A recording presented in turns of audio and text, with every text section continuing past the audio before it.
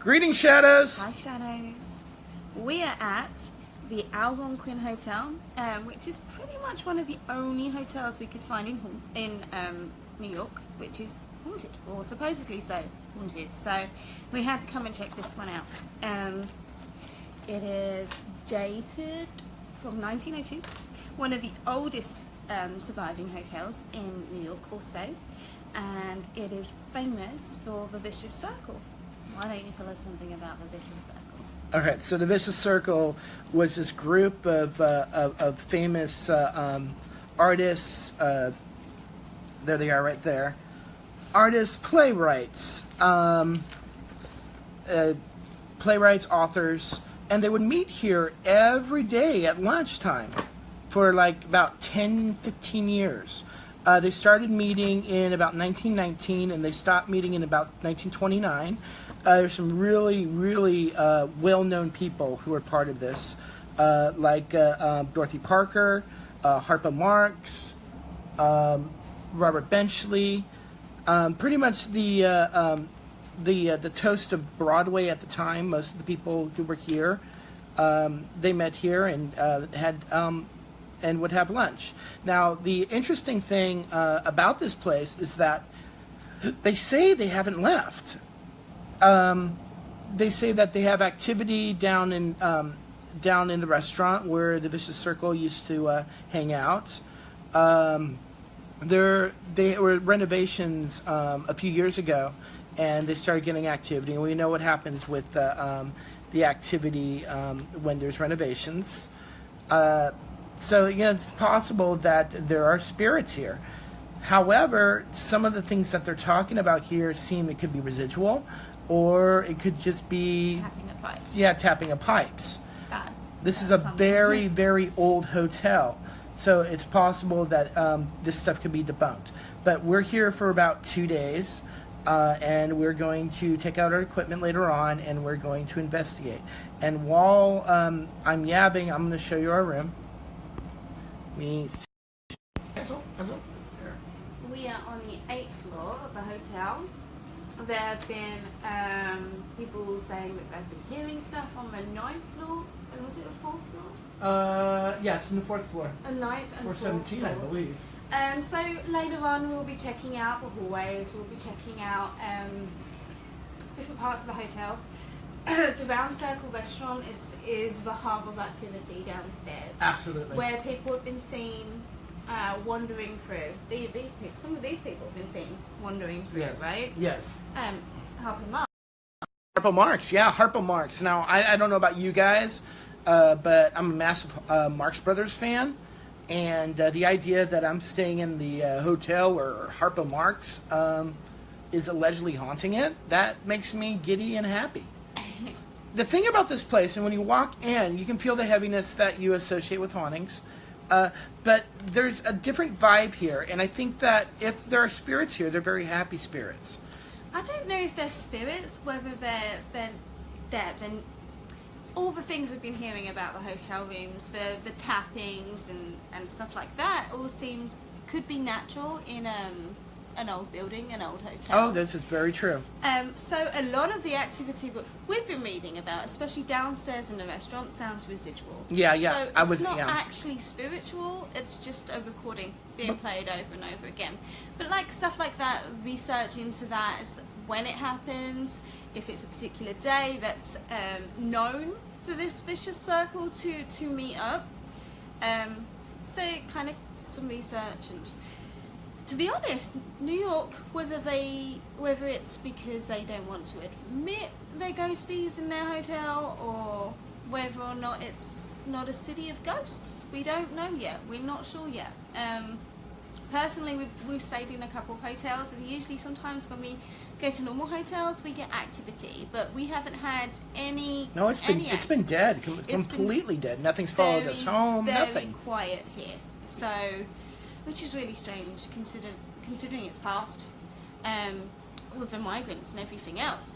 Yeah. So we're going to hopefully try and check out Ellis Island as well. So that would be a really interesting place to kind of go and feel and see how it takes us and how it makes us feel. So that's on the list. But yeah, we'll see what tonight is like and tomorrow night is like.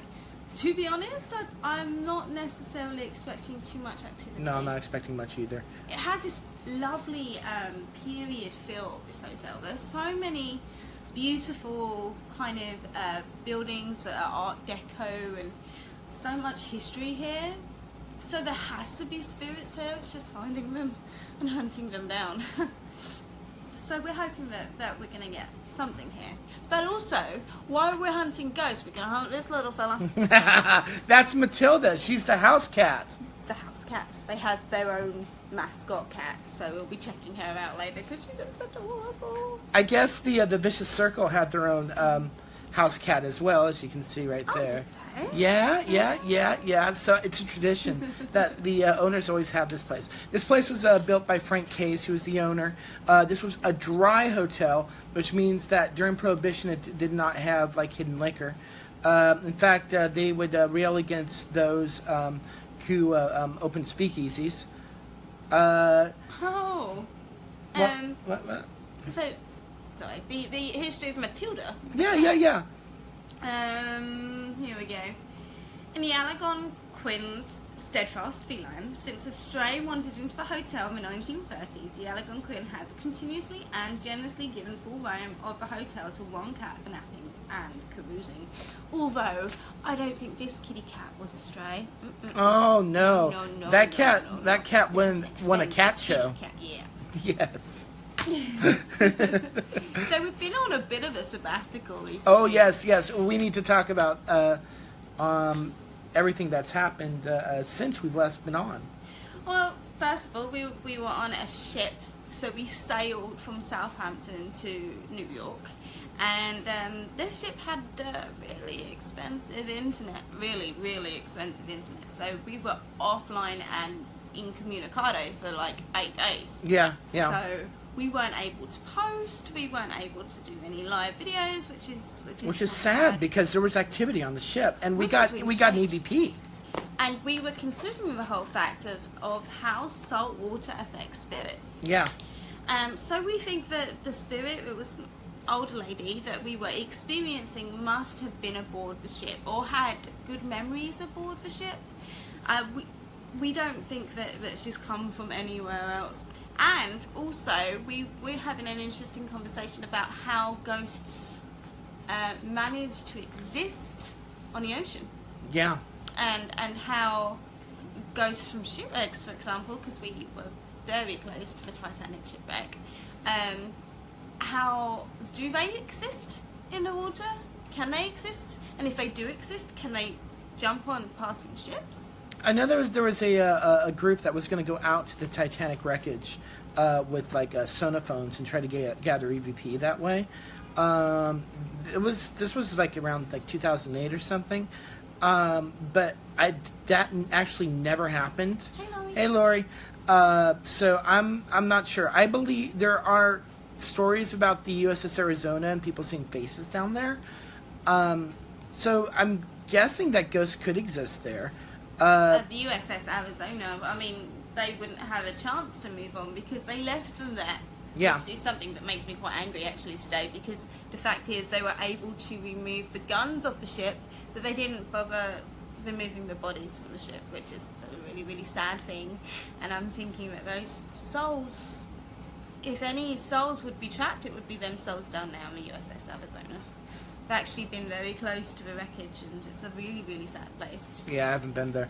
But yeah, we were passing like places where there's shipwrecks, places during the war where merchant marine ships were torpedoed. So we were in the Atlantic, which was the War of the Atlantic. The War of the Atlantic, yeah, World War II. We didn't personally experience any of those kinds of ghosts. So no, we experienced an old lady.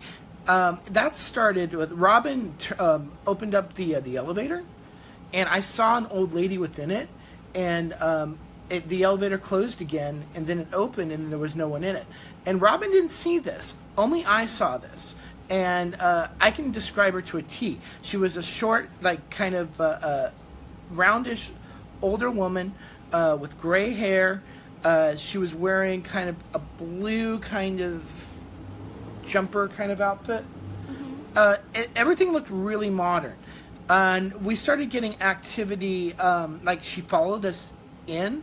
Robyn started getting her dreams, and I didn't like this one. yeah, she didn't like him. And I don't. just had a really funny feeling. I don't tend to get I don't get scared by ghosts ever. You know, but this one had a really funny energy that I had to wake up and kind of protect myself. And I was like, no, this one's not good. And I was half asleep at that time. I just woke up and was like, no. But we were on the Queen Mary 2. Yeah. And she is only she had her first voyage in 2004, so she's not very old. No. This lady wasn't very old. She died pretty recent. A lot of the people who take transatlantic cruises are a lot older. Yeah. They also have morgues on board the ship, because a lot of people do it as like a last hurrah. When they're ready to pass on or about to pass on, a lot of people do actually pass on these ships, which is why they need a morgue on board. Yeah. So I think that was the case. Maybe she passed away on board, or maybe she passed away somewhere else and had fond memories of being on board. That's what I picked up. I picked that up. Because she wasn't really bringing her fond memories with her. Well, no, but it was kind of like... what I was picking up is that some of the last happy memories that she had was her on the boat. But she had a really tough kind of life. And she was very angry. She was a very angry woman. And we tried to cross her over, but she didn't seem to go. No. She was also very snobby and very kind of thing. And I think that's why Robyn didn't like her. I don't think the ghost felt that Robyn and I should have been on that boat. Oh well. There's a very stratified class system in the UK, and especially on the Cunard, it was very much that way. And a bit about the Cunard. The Cunard used to be the White Star Line, and the White Star Line was the company that made the Titanic and Lusitania. Near, far, wherever you are, I'm king of the world. And it was really strange, actually, because the amount of times that they mentioned the Titanic on board a Cunard doing the same route. Doing the same route, yeah. It was quite disturbing. Yeah, it was. But the fact that we had to stop and rescue somebody from the ocean, a little guy in a yacht. So we went off course. If we didn't go off course, we would have got closer to the wreck of the Titanic, which would have been really interesting. We were something like 300 miles away from the wreck of the Titanic, so we weren't as close as we wanted to be. But we also visited Halifax. Oh, thank you. I was going to bring that up. Do you remember the town that we visited? Lunenburg. Lunenburg, yes. Haunted Lunenburg. We'll talk about that in a minute. Oh, okay. Halifax has a big connection to the Titanic, because that's where the survivors were taken after they were picked up. Do you know the name of the boat that picked them up? Carpathia? The Carpathia, yeah. It was the Carpathia, yeah. After they were picked up from the Carpathia, they were taken to Halifax because it was the closest land. But also, a lot of the bodies that they found in the ocean were taken to Halifax. And they were buried in 3 different graveyards within Halifax. And I think there was a total of 120 bodies that were buried within Halifax. And Halifax itself has a really tragic past. Oh yeah, a huge God, explosion yes. that took out the whole city. Half of the city. Over half of the city. This is 1917? 1919. I think it was Titanic was 1912. It was 5 years after, 6 years. 1918. 1918. Yeah. Oh, nope. So the Halifax has quite a tragic history. Like I said, half of Halifax was taken out by this massive explosion, which happened between a navy ship, a French naval ship, and another ship that hit it. The French naval ship was on board was a lot of explosives. So it literally, boom, took out. It was the biggest explosion before the atomic bomb. That's what we were told. And you could see the buildings, how you go from old to new. Like half of the city is new, well, relatively new since then. But we also had the opportunity to visit Lunenburg. And Lunenburg is a beautiful German settled town from around, when would you say it was settled? Oh my God, they don't even know, honey. Remember that house? Dates back to the almost 1700s, yeah. And there's this particular house there that they say is the oldest settled house in Lunenburg. But the problem is that they can't date it. They think it actually dates before Lunenburg was created, which could have been the Creole, right? Yeah. It was like Creole. Yeah, the French Creole people, actually, a lot of them came from Halifax, or towards Canada's coast. And then they moved. They moved a part of Louisiana. Yeah, and Mississippi, which was very weird to hear. Yeah, we thought that they originated from kind of the swamps of Louisiana, but that doesn't seem to be the case, which is really shocking. Because the English came, and the English didn't like the French, so they got rid of the French. And they shipped them off to the swamps of Louisiana. And then they decided that they wanted some German people to come and have some of this land in Lunenburg. So they literally went to Germany and said, we have free land, we're going to give you free materials to build your house, we're going to give you a cow or a sheep or a goat, and we want you to come and settle this land. So a lot of them, but not Catholics, not German Catholics. No, it was Protestants, yeah. So a lot of German Protestants came and they settled that town, and a lot of the people nowadays are direct relatives of the people who settled the town originally. The town is known for shipbuilding, and I do believe they built the ship that was used in Pirates of the Caribbean. Yep. They did a lot of filming there. And they have a very famous ship there called the Blue Nose. It's actually the Blue Nose 2. They had the Blue Nose 1, but unfortunately she was wrecked. So they have the Blue Nose 2 there. What about some of the ghosts there?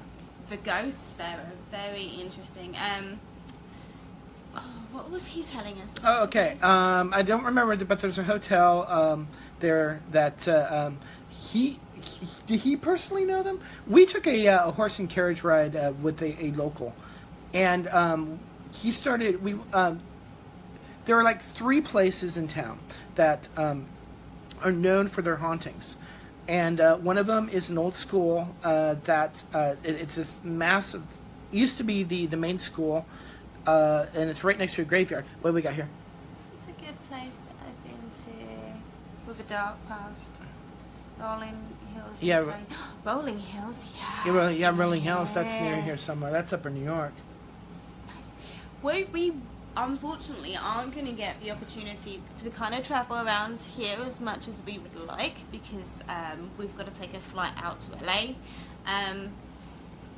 But I would absolutely love to explore the East Coast properly. Oh, we will. We will. Amityville Horror House. And I know that's somewhere that you can't go in, but I would love to just drive past and see it, how it feels.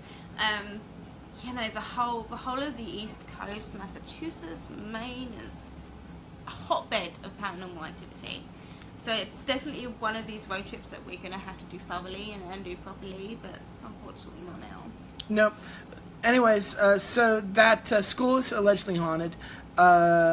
They see like apparitions in the basement and like doors open and shut, and your typical stuff. It's right next to the massive cemetery in Lunenburg. We saw it. We saw this beautiful. It looked like a house on a hill. Came by it and we drove past it, and he's like, this is the old school. We kind of looked at each other and said, yeah, no, that's haunted. That's got to be haunted. Literally surrounded by a massive graveyard. So there's not a chance. That dates back to the 1700s. That dates back to the 1700s. We were like, yeah, that's got to be haunted. There is a house. Did he tell us that house was haunted? The house that was right next to the graveyard. Yeah, and then you've got what was it called? Oh, it was a hotel. Hotel and inn. And a lady told him that they were waking up all night by this baby crying, and in the next room, And the lady called down to the front desk, and they found there was no baby there. They later researched it and found out that a baby had died in the room next to them. Mm-hmm. So we think that's probably residual, but that's something we need to check out eventually. Absolutely. We'll have to return to Lunenburg. Yeah, we love Lunenburg. It's one of the oldest settled places in Canada. Yeah. And it's actually a UNESCO site, which is UNESCO Heritage, which is awesome for us because it means that they can't change any of the buildings. No, nothing can be changed. Them original, which is amazing. UNESCO, thank you. We're going to have to return to Lunenburg because it's a really interesting place. And Canada is just so nice. And Canadians are That's just so people. nice, yeah. When was the last time we were on? Were there any haunted things that we did? Oh, goodness me. While we were in the UK, yeah. Wales. I'm pretty sure we were on in Wales. We've had, we kind of had a lot of, where were we? Oh, I know. We tried to get on at the Strasbourg? Strasbourg? What? Where the flashlights went. Oh, Unfortunately, we got the activity is on this thing, and I've been trying to post it. Maybe I'll try to post it again if I can get that on. Oh God, where were we? We Stafford. Stafford, yeah.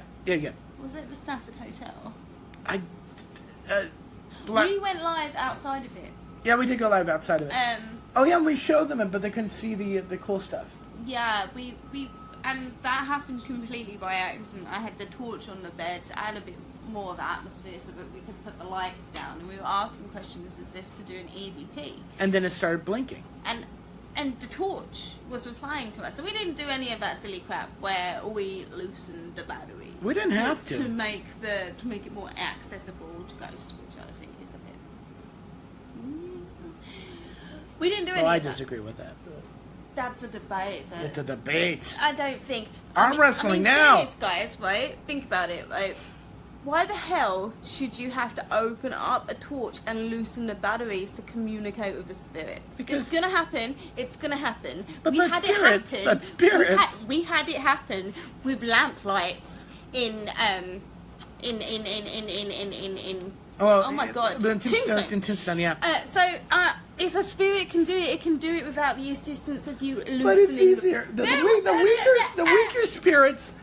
The weaker spirits, it takes a lot of energy for them to do that. Or certain ghost hunters use it so it's loosened and they tap on it and then it flashes. No, they put it up there. No. I think it's a way of faking activity, actually. I disagree. I don't. I disagree. No. I mean, seriously, guys, let us know what you think about these torches. Yeah. Let's if you use them. I've worked with teams who have used them. And if you've used them, what techniques do you use to make it easier for spirits to communicate with you? Because we had a full-on torch that hadn't been touched or interfered with. That was a pretty damn powerful spirit. So we had a spirit communicate with us in that way. So we just got a heart. He just gave us a heart. It's going to happen, right? I don't think that you need to take out batteries and play around with it so that it's easier for the ghost. Well, we have weak ghosts here in America. Your ghosts are like super ghosts. Oh, really? That really weak ghost in Tombstone who happened to do it with freaking lamplight? Compared to the Eddington? Compared to 30 East Drive? 30 East Drive is a different thing, but other than that, Tombstone is one of the most haunted places I've ever been to, and that's in America. That's Arizona. Yeah, but your ghosts are much more physical. Our ghosts are physical, but I think that's because they're a lot older. I think that's probably the case. You guys have there's a lot of potential here in the States. A lot of potential here in the States. You know, you've got your rolling hills, and you've got your Waverly, and you've got, Tombstone is amazing. That is a ghost hunter's dream. Stanley. Yeah. Stanley's fun. Stanley's fun. It doesn't have much activity though. We had footsteps. We heard footsteps, which is kind of kept on feel like someone was level. Like poking me all night. When we were in the place where there's the ladies' quarter. So what we should do later if we're waiting for activity to happen, maybe we can do a question and answer session. Yeah.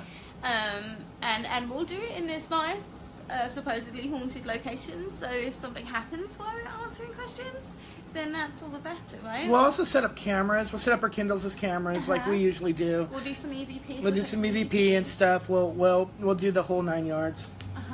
We'll have to take the K2s out and the trifields, get the kind of the average on the trifields, see how that's reading. But we are in New York, so there's a lot of natural energy going on, so I'm expecting it to be quite high anyway.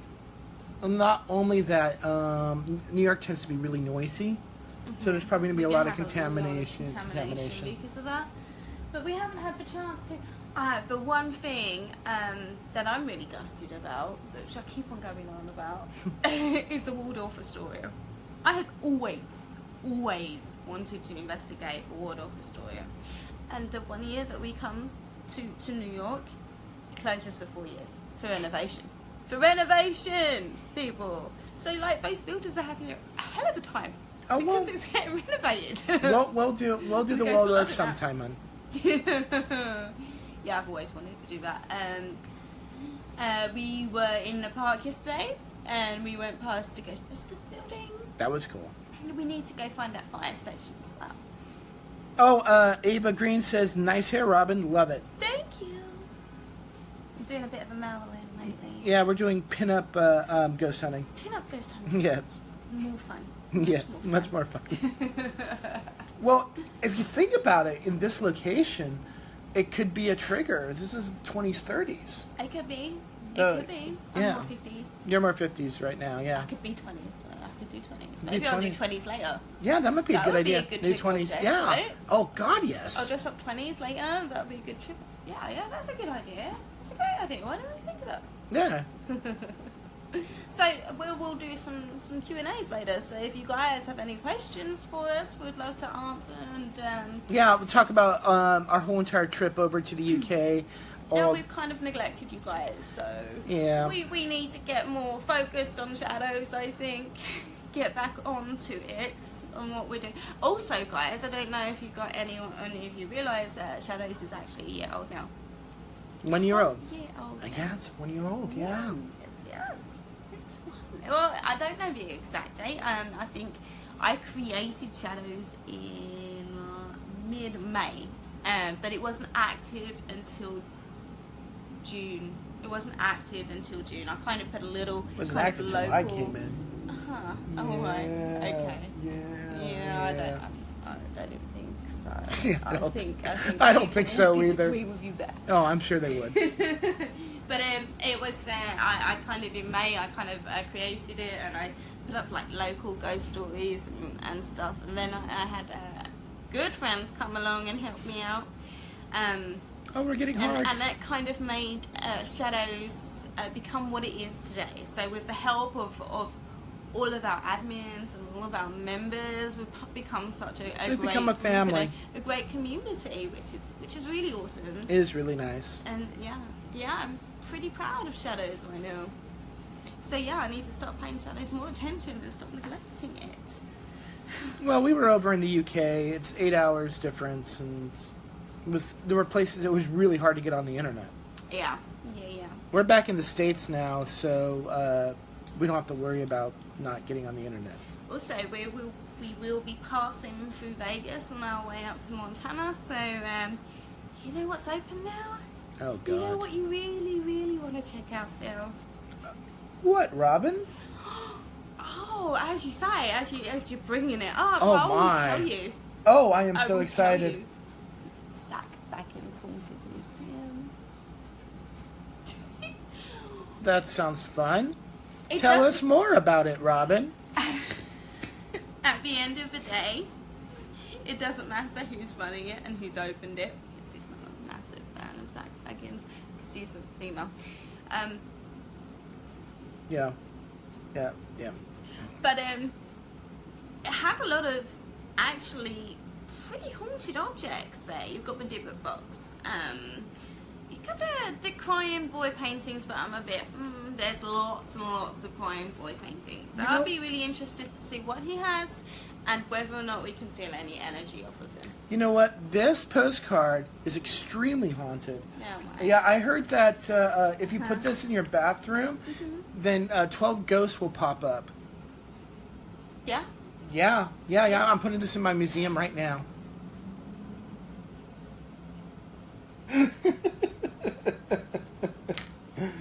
Okay. I'm skeptical about this museum, guys. But you don't have, what you have to think about is not necessarily the museum or who owns it. You've got to think about also the objects inside it. And Sure. also, I believe the building that the museum is on is from the 1920s. Oh, that's interesting. Absolutely. Oh no, They've got the car from the guy who was like the angel of death. I can't remember his name. Oh, are you guys planning to visit the museum where all the most haunted? Yeah. Whoa, is Robert the Doll there? What? But they moved Robert the Doll from Florida to Las Vegas. Well, I know that it was mentioned on his TV program, because he did a TV program on the museum and a haunted objects coming to him. I'm not sure if Robert the Doll is actually there. I know he was featured. Okay, if Robert the Doll's there, then I want to see that thing. So yeah, absolutely. There's some interesting. We got the Dimmock box there. Oh, that thing is an interesting. He also has. Yeah, we're gonna visit. He also has items from serial killers there. He's got the wagon from the Angel of Death, the guy who would kill people in this van, but because they wanted to. Oh, okay. You know, so it seems like a really interesting place with lots of really interesting items. Kind of sounds like the Warrens Museum. It's it's a Zach Baggins Haunted Objects Museum, I think. We will check it out. I know that a couple of our friends have already been there. Do they have a priest that blesses it 3 times a day, like the Warren Museum? Of course. I'm not sure actually. Ask whose permission? Robert's permission? Oh yes, you absolutely do. Yeah. Okay. You've got to be polite to Robert the Doll because you don't want Robert him the Doll freaks me out. You don't want him to be impolite. No. You need to be polite to Robert. And I'm not scared of dolls, but that doll freaks me out. Oh no, some dolls are really, really creepy. Oh, that's true. Well, I've seen a doll cry once. But there are some interesting things in that museum, and whether if the property wasn't haunted before these items were brought in, I'm sure it's pretty haunted now. Well, here's an idea. What if it's not the items itself? Is that people are putting so much energy into the thoughts of that these items are haunted, then you start getting activity. You go a little parapsychological there. Oh yeah, like if I believe that, let's say that Robert the Doll can move its head, and like thousands of people believe that, then maybe, just maybe, the energy will cause that to happen. You won't see it move its head. It's kind of like the hockey stick, honey. Remember the hockey stick? Yeah. There's something that happens in the atmosphere that it makes it seem like it's moving. The energy is so strong that it can produce this almost like a mirage. Yeah, it's exactly like a mirage. It is a mirage, yeah. Like that's how I saw that doll cry. It was exactly like that. Yeah, in his parents' house, he has this hockey stick. Kind of, you've got a doorway, and then you've got a glass above the door, and you've got the hockey stick sticking there. And I was meeting his mum and looking at this hockey stick at the same time, thinking that's moving. And I'm not going to say anything right now, but that's moving. And then we both watched him move. And I said, that's moving. You're like, what? And yeah, no, that looks like it's moving. Well, it was from a really famous hockey player who won the Stanley Cup, and was it the 50s or 60s? Was it Gordie Howe? Was that his name? Mm-hmm. Gordie Howe's hockey stick. Could be. I believe the doll is really possessed. Is really possessed by some energy. I am a firm believer that objects can be haunted. I have seen it. I've seen it before. So I do believe when, for example, the most haunted most common haunted object is a wedding ring. So why would that wedding ring be haunted? Because a woman has worn it on her finger for years and years and years and years, and through a marriage you've got love and sometimes hate, you know. So you get it's almost as if a person is giving a part of themselves into this item because Absolutely. they're so attached to it. So when a person dies and the wedding ring is removed and then put on a shelf in an antique shop and somebody comes along and buys that wedding ring, they're not just buying a wedding ring, they're buying a person who is attached to the wedding ring. So I'm a firm believer that, yeah, I'm a firm believer that I'm still seeing if mine has anything attached to it. But I must say, the person who owned this ring was probably really ditzy because I tend to lose a lot when I'm wearing it. That is very true. You do. But I haven't got any kind of feeling of who it was. But the really interesting thing about this ring, is that it's a suffragette ring. So when looking for a really interesting engagement ring, we came across this. And it dates back to 1890s. Yeah, 1898. So it would have been worn for the women's vote movement, which was something that is really personal to me and should be personal to every woman in the entire world. It should be personal to anybody, to tell you the truth. So I picked it up thinking, oh, maybe I'm going to have my suffragette attached to that. So, that's a really good point, Eva, that rings with expensive stones would hold energy, kind of like crystals. Absolutely. Yeah. Yeah, that's very true, yeah. Along with that, maybe that sets off the attachment that somebody had to it. Mm-hmm. It helps it out, pushes it up. But when we get married, I'm definitely getting an antique wedding ring, that's for sure. Yeah, we'll find you one for sure. But yeah, so haunted objects is a really fascinating subject, for sure. Yeah, absolutely. So I'm quite interested to see what I feel when we go there. And I wonder how much that Baggins charges to go in there. We'll check. It's going to be a lot, but that's okay. So funny. So That's funny. profit for all of that. Well, yeah, it is. But that's kind of the way it's gone, hasn't it? I mean, all the ghost hunts in the UK, and a lot of it is. I'm not happy about it. It's become a tourism generation. It's they earn money off of it. They take tours and they give you history and certain places that should not happen, especially Bay East Drive, because It's dangerous. wow, that place is an interesting place.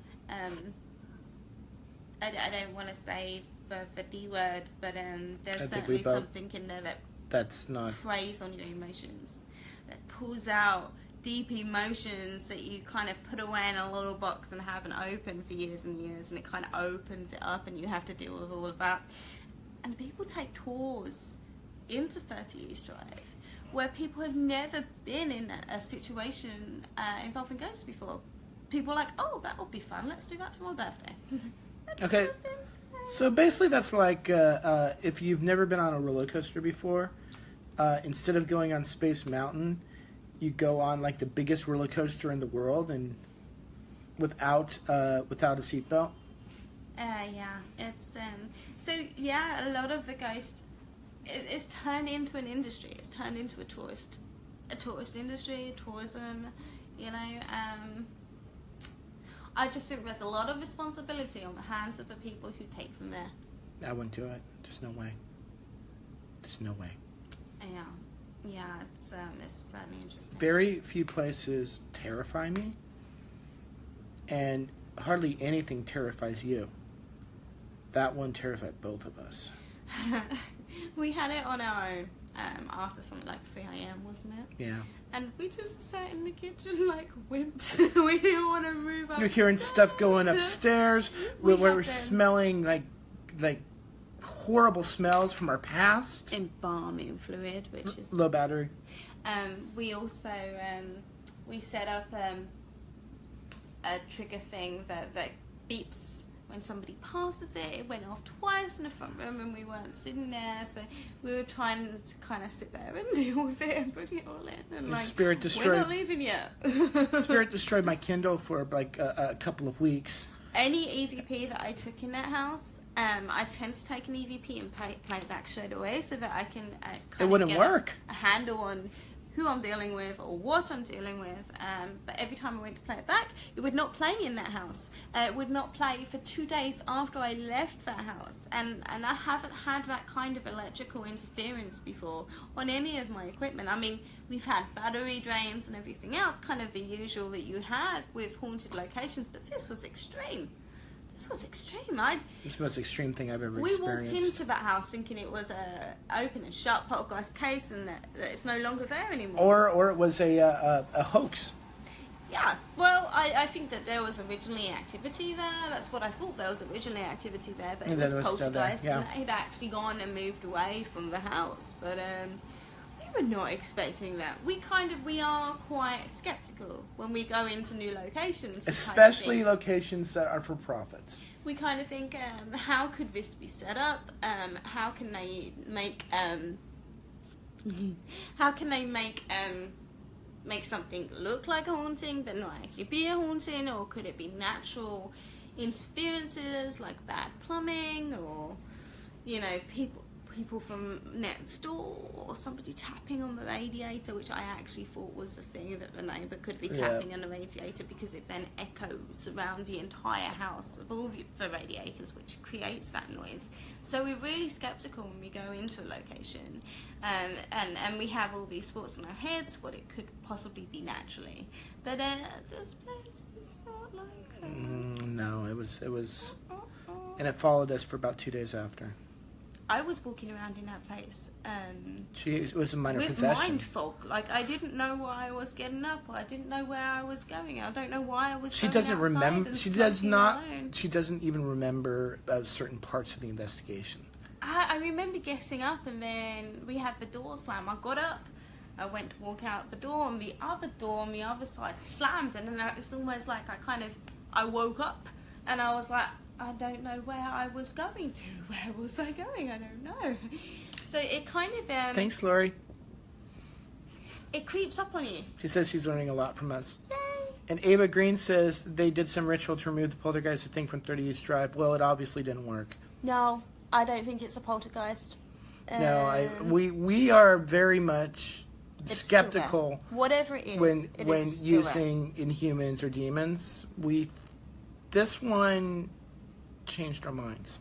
I think that whatever it is there is very dangerous, not physically, but mentally. Emotionally, it kind of jumps inside you and pulls out these fears and these things. It emotionally, psychologically messes with you. And what it did when it made a noise upstairs. We're sitting in the kitchen, we're there on our own, it made a noise upstairs. Phil went to investigate upstairs and I was left alone doing an EVP session in the kitchen, and as soon as he left I had this really strong smell, and I had little snippets of it during the entire evening, but I couldn't quite figure out what it was. It was like this really sticky sweet smell, but it wasn't strong enough. But as soon as he went upstairs, I had this massive smell of embalming fluid, really, really strong, and you can hear me reacting to it on the EVP. I'm like, oh my god, that's insane. Like, get down here now. And for me, it was like, okay, I have an aversion to dead fish because it's something that happened in my childhood, and I would smell rotting fish. So it went into your heads and pulled out some of your worst memories and the smells associated with them. Yeah. And it's physical too. It likes to throw a lot of things and move a lot of things. Remember the marble? Remember the marble? Yeah, we had a marble that literally dissipated. It was dark, so we couldn't have seen it. We didn't physically see it disappear and reappear, but we tested it. It would have made a noise, and it didn't make a noise. It just disappeared from one place and reappeared on the floor. I think that, I think that us being sensitives definitely propped it up. Yeah, and they know that kind of the spirits and whatever it is, it knows that we are more sensitive to it and we are more prone to it, and it kind of plays on that because it's almost like our sensitivities for whatever it is, it's its way in. If Yes. somebody is completely blocked to all of that and isn't open at all, I don't think they would experience anything personally on their own, because they can't penetrate like your soul or your emotions because they're completely blocked off, and they're completely protected in a way, you know. But we are open, and that makes us more vulnerable. Yeah.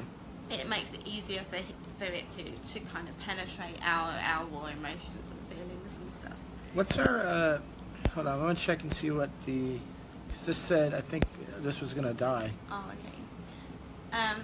But that's how a haunting happens. Somebody could be completely skeptical, and what it does, it chips away at you bit by bit over a certain amount of time where it would keep on happening, and a person's they would get weaker emotionally, and that would be its way in. That's how a lot of possessions. A lot of the hauntings happen, is that it's not immediate. It actually takes months and months, even years and years, for it to take full effect, for it to be that traumatic to a person that they actually reach out for help.